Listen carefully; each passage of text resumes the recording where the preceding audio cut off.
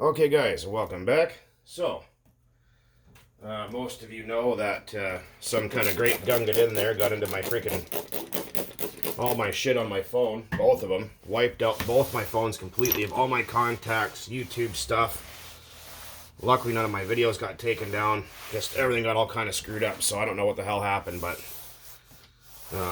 yeah, anyways, pissed me right off, so let's get into it here. So, Jeremy, what's going on, man?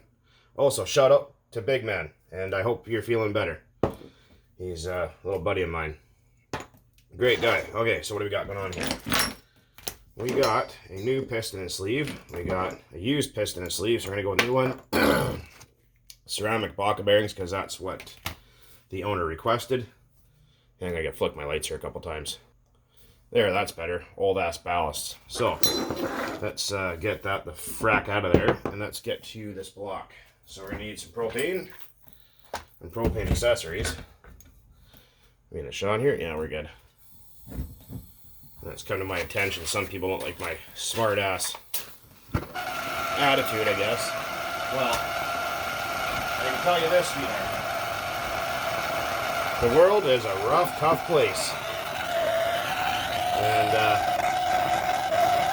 I don't like to sugarcoat things and blow smoke up your ass till you're damn near on fire, because that's just not how I do shit. So if you don't like my crass humor or a little few little cuss words here and there, well, this channel might not be for you. Just putting it out there. So you know, hopefully everyone that watches my nonsense enjoys it. And if you do, great. If not, well, fucking ski you later. So it is what it is.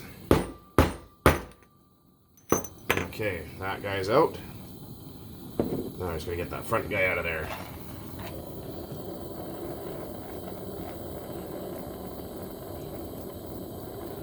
I'll have to work on that crankshaft a little bit to get that bearing off that's seized on. It's not a big deal when that happens. It's pretty common. But it can be a little annoying. That should probably be good enough. Okay. Now, we just need, where the hell did I put it now? There we go. Just usually just push it out. There we go. Popped out the bearing, no problem. So what I'm going to do is let this guy cool off. I'm going to clean that up. And all we're going to do is just take a little bit of super clean on a Q-tip and just get inside there. And the thing is, with super clean, you got to be so careful. Don't ever soak your engine parts in there, ever. All you're going to do is cool water and go in there and work with a Q-tip and be quick. Rinse it off, start again, rinse it off, start again until you get all the shit out of there off the outside as well. So, anyways, guys, I will be back momentarily. If you guys want to watch the cleaning video part, I guess I'll flip the camera around. We can do that too. Okay, so we got our crank bearing loose. All I did was just go in there, and you got to be really careful. I should actually get like a little guillotine puller for doing this. I don't have one. But all I did was just go right between the back side of the counterweight here with a flat screwdriver and just give it just a little push, and it moved. So that should come off there. Ouch! Still kind of warm, but it's moving, so that's good. Just be careful, right? And just sit there and just take your time just working it off. And we'll clean up all that. That varnish ring right there will hold it on there. So we're going to get to that in a minute. Alright, hopefully this makes all of you guys have to take a leak at the exact same time. Throw our block. We'll throw that guy in there. Get to some scrubbings. Alright, we're going to need ourselves a shitty old toothbrush. Or you can use your good toothbrush, it's up to you. Use your cheating wife's toothbrush, or paper towel head's toothbrush, whatever. So you should really be wearing gloves when you're handling super clean. It's really nasty shit. It'll suck the fats out of your fingers and essentially make a soap out of yourself. So just really be careful. You do the same thing, just like I said, just, you know, if you fuck up your stuff, just don't come crying to me about it. So a lot of people seem to go, oh, you made me ruin my stuff. No, I'm sorry, you're just too stupid to live. Anyways, so what's nice about the big blocks, you can just get in there and just fuck the thing with a toothbrush. Just, that's what she said.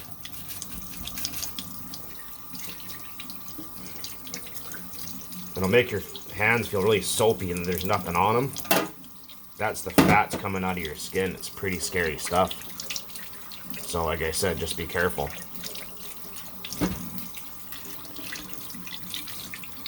Another thing you can do is get yourself like a wooden chopstick or a skewer, and that way you kind of scrape at any hard varnish that's in there. So this engine here also doesn't look like it has a vacuum port. There'll usually be one around the front here somewhere. So I'm going to get to cleaning on this here. I'll be right back when it's all done. I'll dry my fingers first.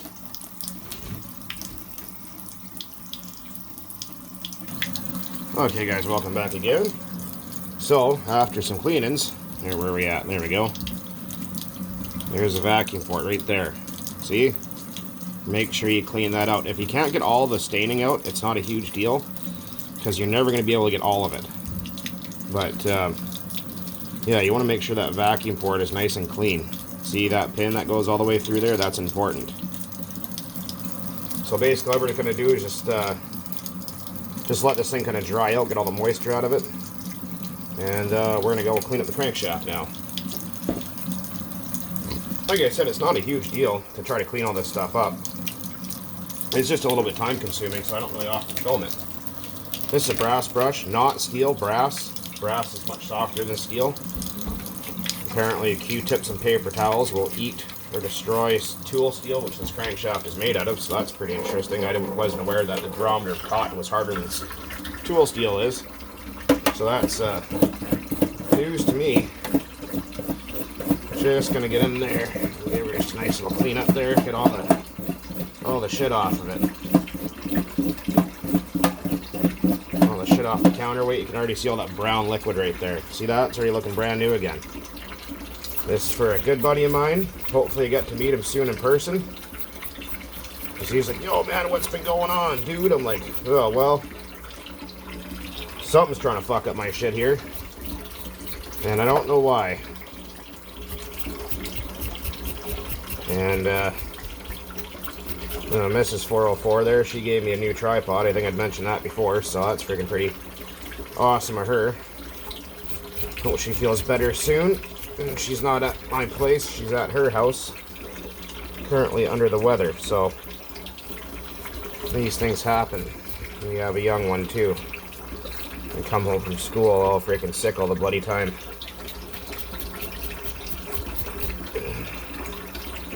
Yeah, some friggin' twisted POS has definitely had it in for me the last couple days.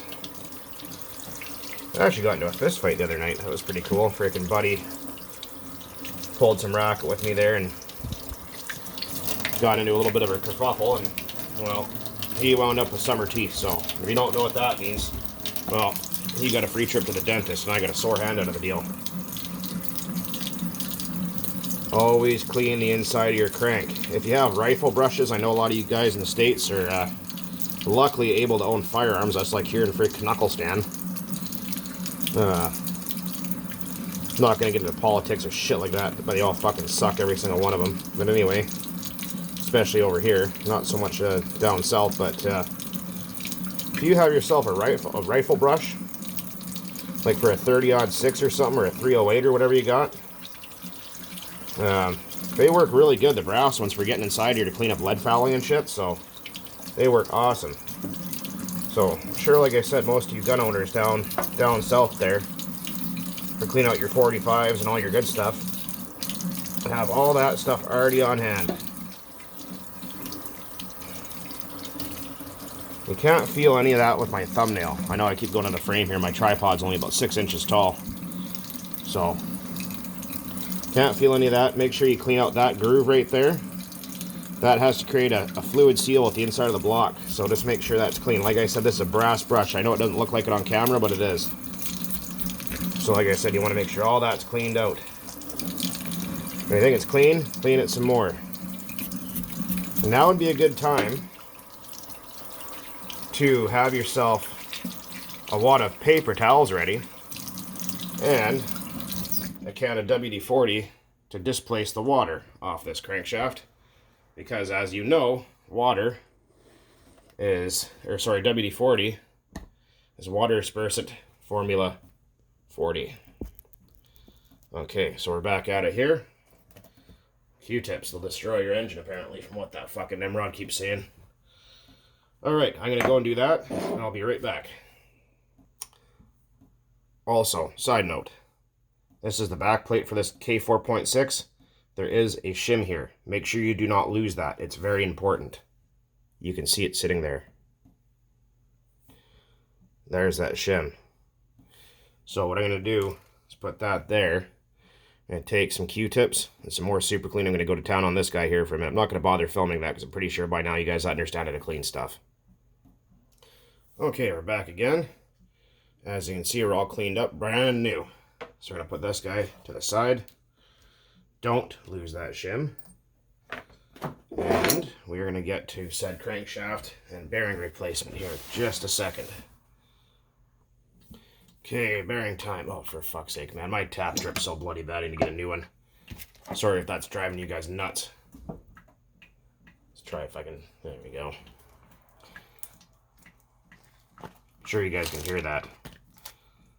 Okay, onward ho. So we get our bearings. So again, these are ceramic because that's what the owner, Mr. Jeremy, ordered.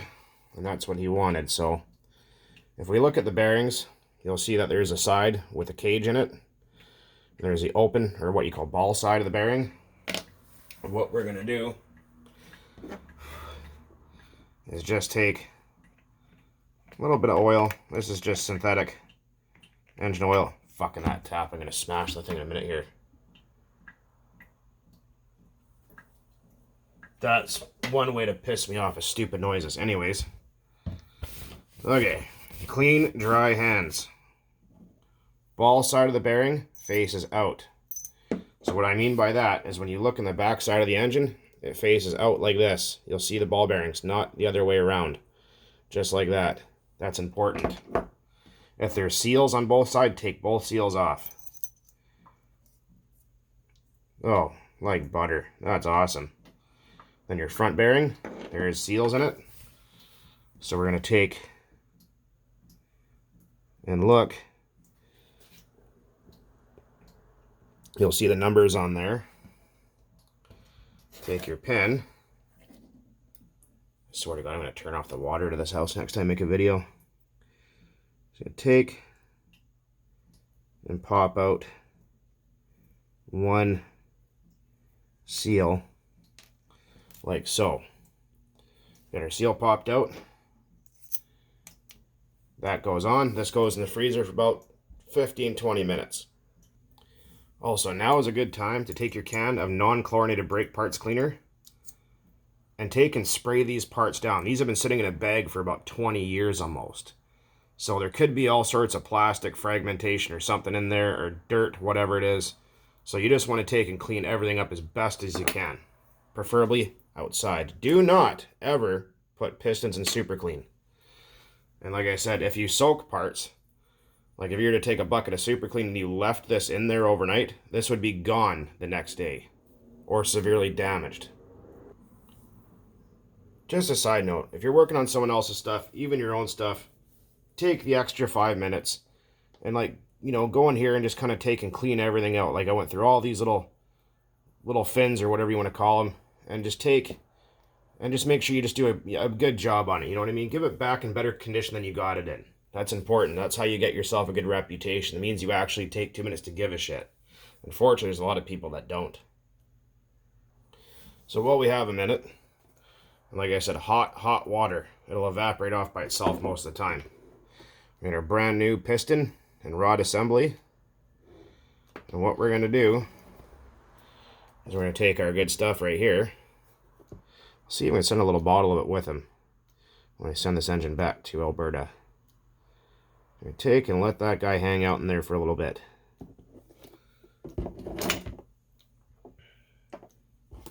That way, you get all the air pockets out of that rod. Nothing's dry when it first starts up again. Again, don't lose your shim. That took me almost 20 minutes and it was right in front of me because it's black and everything else in here is weird colored. So we're just going to let that sit there and hang out like that. And just play with your rod for a while. Get all the air pockets out of there. Those are the highest stress parts. People go, I put all my engines together dry. Well, your dad probably went into your mother dry too. That's why you're so fucking stupid. But anyways, like I said, just take your time when you're doing this kind of stuff. There's no rush. turn your phone off, unplug your house phone from the wall, put your whatever you're recording on freaking airplane mode so no one can bother you. And just take your time. Make sure you got nothing else to do that day. The worst thing you can do when you're doing shit like this is rushing and getting pissed off.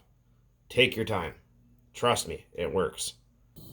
So another thing, what I usually do is I'll just take my torch and I'll just run it over here for about 30 seconds. That's just to heat the block up a little bit, just to drive off any moisture out of this casting, because you don't want to put it together with moisture in here. You want it completely dry. You could even throw it in the oven at 350 for 5 minutes, just to get rid of all the moisture and all the screw holes and everything, because you don't want that. So we're just letting the crank chill out in the freezer behind me, so a couple more minutes, be right back at it here. Also, take just a little bit of your synthetic engine oil, right where the bearings sit, just in here and in there. Just eases everything in there. Like I said, the old lady doesn't like when you stick it in dry, neither do these things. Okay, I think we're about ready to go here. So we're just gonna warm up the casting. This doesn't take very long.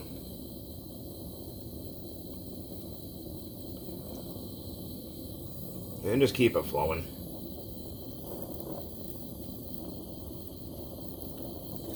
Should be good enough right about there. Whoa, almost lit my kitchen on fire again. Okay, crank out of the freezer. Go in at the front. Nope, got her stuck. Hang on just a second. Okay, there we go. Oop. I'll put that somewhere so I don't burn myself. Alright. Smooth as butter. Like brand spanking new. Yeah, so all I had to do, I forgot to hit record at the same time, was the front bearing got a little bit cockeyed. I guess I didn't have it quite warm enough. So all I had to do was just heat it up a little bit and then just push it back in with the tip of my finger. That was it. And we're absolutely golden, pony boy. So we're just going to let that cool off and be off to the races here shortly. Okay, so I've taken the liberty of cleaning the pinch bolt starter shaft. I just took a little bit of 800 grit, just went over that really quick just to break that glaze on there, so this will seal up, or not seal, but not slip. I cleaned the one-way bearing another day. It's ready to rock and roll. Clean all your screws. Got a purple gasket, because those are awesome. Our back plate, here's our old bearings, and we got some head gaskets. Sort of put in, I believe it requires 3. There's already one on there. If you guys remember, they were all missing, so we're going to stack up 3. These are for an F 4.6, 1460. So we couldn't find them for the K model. They are different engines, different manufacturers. They're not interchangeable. So yeah, everyone's going, got a HPI 4.6. Is it the K or the F model? Because K is made by Kingstar, F is made by Force. Just another thing to touch on really quick is when you have your engine apart, take out your glove plug and obviously do not lose your head gaskets. Take your glow plug and washer out, get down there with a Q-tip and some brake parts cleaner and clean out any shit that's down in there, because you don't want that falling inside your brand new, clean, fresh, rebuilt engine. Always make sure that's clean, because sometimes you get them flooded, you got to tip it upside down, pull the string a few times, whatevs. Just make sure that's nice and clean, always. And if you do get it all fouled up with junk in there, leave the plug in, turn your truck upside down, grab a can of brake clean and blow it out, get all the junk out of there. Okay guys, welcome back. So it's been about 20 minutes just hanging out. And as we can see, we got those lovely new fresh bearings in there. Absolutely smooth and beautiful. They're a fresh, clean crankshaft. And what we're going to do is, get over here. Make sure we're in frame. We are. Just take some of that oil. Pour it on said crankshaft. Like I said, make sure you have a clean working environment. Trying to film here and do this all at the same time. Pour some right down in the bearings. Probably not that much, that was a lot, but that's okay. I'll just let that hang out upside down and let all the excess drain out. Stick in our crank. Like butter. Oh yeah, nice and smooth. That's awesome. Okay, gonna grab ourselves a paper towel just to piss off those that hate it so much. And we're gonna just take and clean up the area here for a minute. Okay, we're all cleaned up. Ugh. Sticky stuff. Oil up the bottom of our connecting rod, which is very important because, like I said, it's a very high stress part. So we're gonna take, and remember, the side with the window cut out in it, like that, goes towards the front of the engine. Slip our, trying to do this here and get it all this in the film at the same time. Just gonna rotate our crank, line that up. Come on, get on there. Can be a little bit fussy sometimes. Some of these engines can't, there we go. Some of these engines can be a little bit tight. That's not dirt in there, that's just staining in the aluminum that wouldn't come out. Sometimes you can get it all, sometimes you can't. So, not the end of the world if you can't get all the staining. Not the big deal. This clot smells so damn good. It's almost edible smelling. Speaking of edible, the guy that owns the Slayer, or Slash, or whatever the hell it is bringing me some barbecue ribs. Pretty nice feller. No, look at that, brand new. And everyone goes, "Whoa, why? It's all pinched around. It's all tight around the top. What's going on here?" That's supposed to be like that. That's normal. Don't worry about it. Don't stress that, or don't stress about it. That's absolutely how it's supposed to be. If it's not, you have problems. That's the pinch zone because the top of the bore is physically smaller than the bottom. Okay.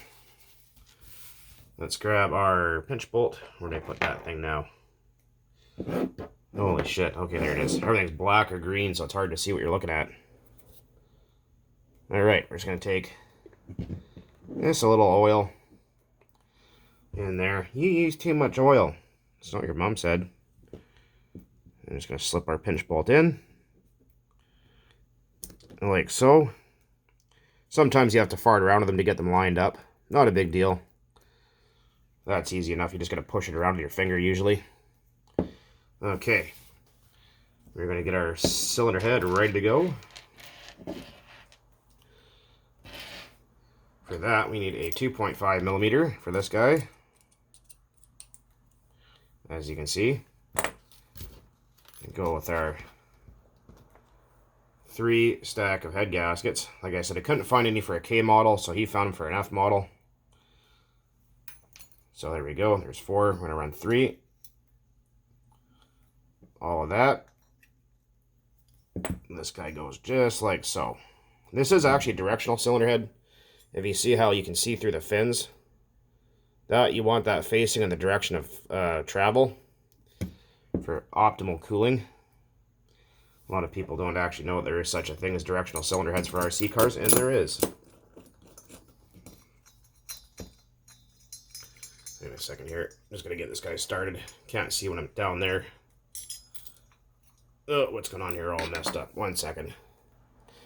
Okay.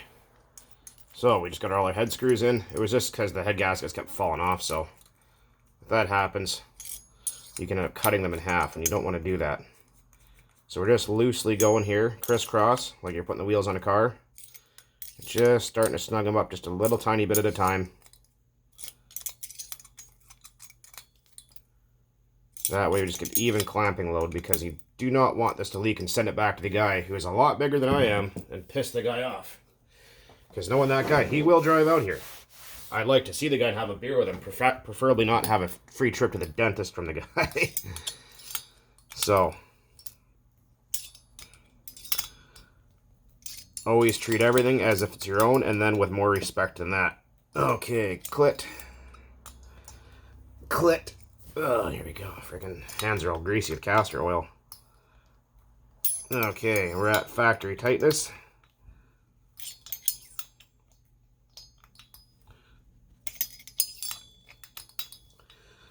Okay, we're good to go. I'm not going to be the one starting this up. He's going to be doing that. That's what he requested, so there we go. Oh yeah, everything's absolutely just freaking wonderful in there. Nice. Okay. Back plate starter shaft time. Little Earl in there. That's about it, just like so. Starter shaft goes through. Make sure you do not lose your washer or your shim or whatever it's called. That's going to slip down. Get your one-way bearing. That guy goes next, like so. And that pin, you're going to line that up. I need to get a taller tripod. Maybe Mrs. 404 will be cool enough to do that. We'll see. Okay. So we're going to line up crankshaft, starter pin, and those two have to kind of bang, you know what I mean? So might take you a time or two. Just take your time. I don't like these ones very much because it's hard to, you can't see in there, right? So you gotta try to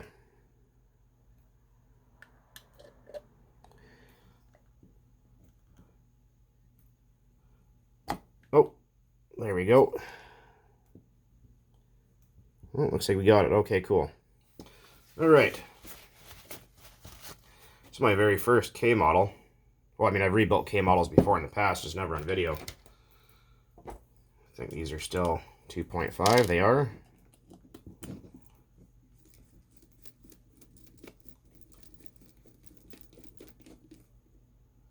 And just, like I said, loosely, take your time. Don't crank one, then the other, then the other.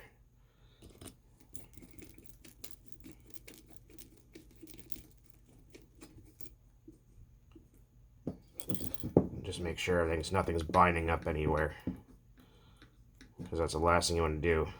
Because I notice some people, when they put engines together and they have a starter shaft like this, what'll happen is they'll have this out of phase with the crank pin. They'll tighten it and snap this off, or they'll bend the pin on the crank. So really observe what you're doing and take your time. Take lots of photos. You'll be okay. Everything will be just fine, I promise. Like I said, you don't need to use a propane torch. You can use a heat gun. If you got in the States and you got Hazard Fart there, or Harbor Freight, or if you're in Canada, you got Princess Auto, which is exactly the same fucking thing. Go there and get yourself a cheap heat gun, because a hairdryer doesn't quite get hot enough. Believe me, I have tried. Everyone goes, well, why do you use a torch then if you keep telling everyone not to? Well, because I have the experience to use a torch, and if you don't, and if you overheat shit, you might really fuck up your stuff. Okay. Now we got that. We're going to take our carburetor, which has already been cleaned. Yeah, we're good to go. Throw a little... I don't like how short this tripod is. It's kind of pissing me off a little bit. Take our carb. Slip that guy down. Oh, we might have to fart around with the one-way, or not the one-way, the pinch bolt here a little bit. Come on, stupid thing. I don't like these two-piece ones. They're kind of annoying sometimes. Sometimes you got to bring them right together and then bring them apart again, or push them out and try again. That's what we're going to have to do. See, it's a two-piece, it's split in the middle. So you're going to wheel that guy apart a little bit. It's like a child, it's like your wife's hips giving birth, right? You're going to make just enough room to slip everything by.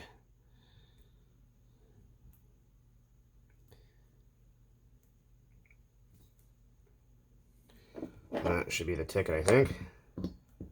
Also, check all your O-rings on there. Make sure they're not missing or damaged. There we go. Like I said, sometimes you just gotta fart with it just a little bit. Push down on your carb. You don't have to push super hard. And then you're gonna take and tighten up your pinch bolt good and tight. Not too tight, obviously. Make sure everything's moving free. Crankshaft turns beautiful, smooth as butter.